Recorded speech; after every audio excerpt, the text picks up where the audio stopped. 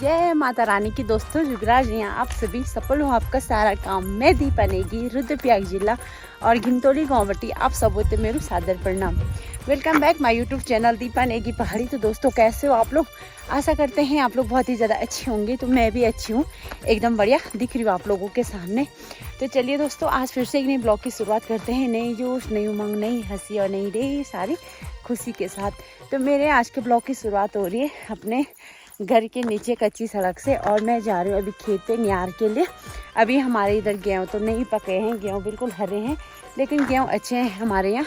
कई कई जगहों तो मैंने सुना है कि गेहूँ बिल्कुल अच्छे नहीं हो रखे हैं, लेकिन हमारे यहाँ थोड़ा बहुत अच्छे, उतने अच्छे तो नहीं है, लेकिन पहले से मतलब कई जगहों से तो बेटर है। तो अभी तो यहाँ गेहूँ बिल्कुल पके भी नहीं है। तो देखिए कहीं कहीं पे अभी पीली पीली हल्की सी छाया पड़ रही है, बाकी पकने का तो कोई अभी कोई वो नहीं है। तो अभी मैं थोड़ा जा रही हूँ न्यार लेने, जिसको कि जो कि झंगोरे का न्यार होता है और गायों के खाने का काम आता है आजकल। तो ये हमारा खेत, चलिए आपको अपने खेत में ले चलते हैं। तो ये रहा फाइनली हमारा खेत, और हमारे खेत में हल्की हल्की पीली छाया पड़ी हुई है अभी। तो गेहूँ अच्छे हो रखे हैं, ये देखिए गेहूँ की बालियाँ इतने अच्छे तो नहीं हो रखे हैं जितने अच्छे होने चाहिए थे। एक बार हुए थे इस खेत में बहुत प्यारे से गेहूँ, बहुत प्यारे। मेरी माँ आई थी तब मेरे साथ गेहूँ काटने के लिए। तो ये रहे हमारे गेहूँ, हमारी इतना बड़ा खेत है। तो कोई मुझे बोला था कि बल्ला हम तो इतना सारा काम करते हैं, आपका तो काम है नहीं, बल्ला आप तो खाली दुकान पे बैठे रहते हो।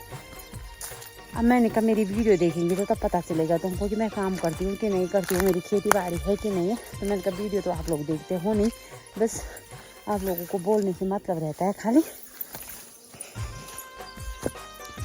अभी यहाँ पे बिल्कुल धूप लग चुकी है, लेकिन हमारे घर पे अभी बिल्कुल धूप नहीं लगी है। हमारा घर रह गया उधर पे वो बांझ के पेड़ों के पीछे। तो यहाँ से देखिए ऐसा दिख रहा है कुछ हमारा खेत। ये देखिए ये हमारे गेहूँ, और गेहूँ काटने आना रे मेरे साथ, क्योंकि मैं अकेली हूँ ना इसलिए। तो ये रहा अखरोट का बड़ा सा पेड़, और इस पेड़ पे चढ़ूँगी मैं अब। और इस पेड़ पे चढ़ने का एक मात्र आधार ये रहा, ये देखिए पता नहीं ये इतना मजबूत हो चुका है यहाँ पे, इस पे जाके हमेशा इसी पे पैर रख के मैं इस पेड़ पे चढ़ती हूँ। और ये देखिए डर रहा हमारा ये न्यार। और आप सबसे ना मैं कुछ बोलना भी चाहती हूँ। आप सबसे मैं ये बोलना चाह रही थी कि यूट्यूब के ज़रिए ना, यूट्यूब के ज़रिए भी अगर कुछ काम हो जाए तो अच्छा है। तो मैं बोल रही थी कि हमारे जैसे मैंने पहले भी बोला था एक बार ब्लॉग में, तो पहले जैसे कि हमारे आप लोगों को पता होगा एक गाय है एक बछड़ा है। तो मैं सोच रही थी क्यों ना एक भैंस ले आऊँ। तो काफ़ी सारी जगहों मैंने पता भी कर लिया है, तो मुझे भैंस नहीं मिल रही है कहीं भी। तो अगर आप लोगों के जानने में कहीं भी कोई भैंस हो, यानी तीसरे पैणे की, यानी तीसरी बार ब्यारी हो या दूसरी बार ब्यारी हो, ऐसी भैंस चाहिए मेरे को। तो कहीं भी आप लोगों के देखने में या आप लोगों के रिश्तेदारी में कहीं भी हो, तो मेरे से ज़रूर कमेंट्स में संपर्क कीजिएगा, कमेंट्स करिए और कमेंट्स में ज़रूर बताइएगा कि है कि नहीं है भैंस। तो मैं सोचूंगी उस पर, लेकिन जो 2 पैणे या तीसरे पैणे की होगी ऐसी भैंस चाहिए, क्योंकि गाय के दुनिया भर के बछड़े वगैरह हो जाते हैं, फिर भैंस के साथ सही रहता है। एक भैंस आराम से पाल सकती हूँ मैं, तब ये बोल रही थी मैं। तो होगा आप लोगों के जानने में कहीं तो ज़रूर बताइएगा मुझे, क्योंकि हमारी खेती बाड़ी भी खूब है, हमारे पेड़ पौधे भी हैं, ज़मीन खूब है हमारी, तो हो जाता है न्यार घास। तो इसलिए मैं बोल रही थी एक भैंस मिल जाती तो अच्छा होता। तो चलिए फ़िलहाल चढ़ते हैं पेड़ पे और निकालते हैं न्यार।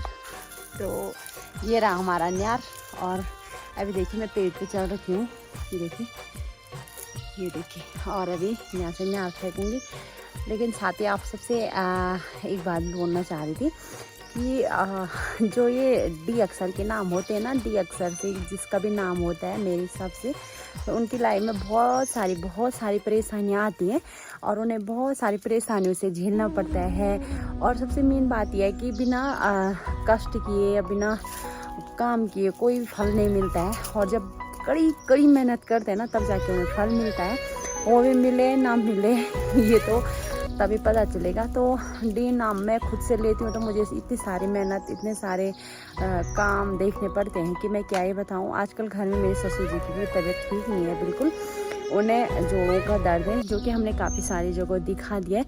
वही प्रॉब्लम मेरे पापा जी को भी है, लेकिन मेरे पापा जी आर्मी में रिटायर है, तो पापा जी एडजस्ट कर लेते हैं, कभी इधर कभी उधर। तो पापा जी पे उतना तो नहीं लगता कि लेकिन मेरे पापा जी को मेरे ससुर जी से पहले की, यानी मेरी शादी के टाइम से ही मेरे पापा जी को जोड़ों का दर्द स्टार्ट था। और मेरे ससुर जी पे भी अब मतलब 3 साल हो गए, तो 3 साल से मेरे ससुर जी की कंटिन्यू दवाई चल रही है, जो कि कंटिन्यू लाते हैं हम। 3 साल से लगातार दवाई लेते जा रहे हैं कंटिन्यू।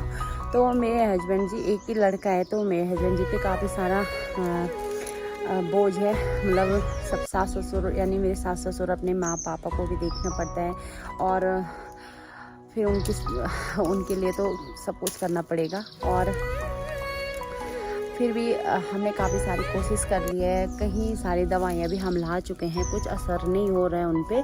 तो परसों उन्होंने बताया कि मेरी कमर में दर्द हो रहा है, तो कमर दर्द की मैंने बोल भी दिया था कि कमर दर्द हो तो उसका आप दवाई ले लो, इंजेक्शन मत लगाए।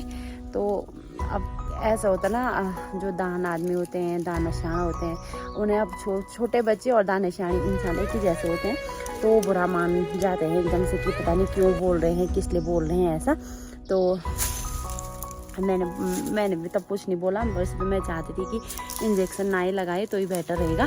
पर वो नहीं माने, तो ही मेरे हबी जी उनको ले गए थे चोपता, और चोपता में उन्होंने उन पर इंजेक्शन लगवाए।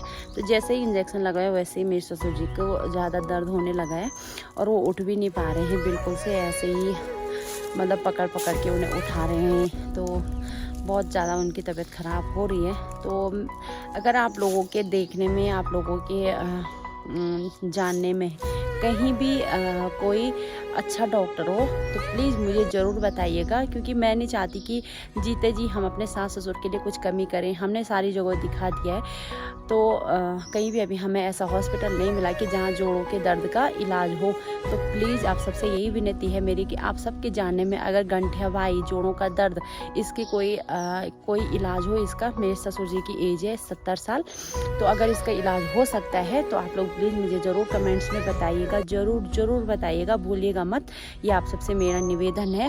तो मेरे हस्बैंड जी ने बोला भी है देहरादून में पता करने के लिए, भी सारी जगह पता करने के लिए बोला है।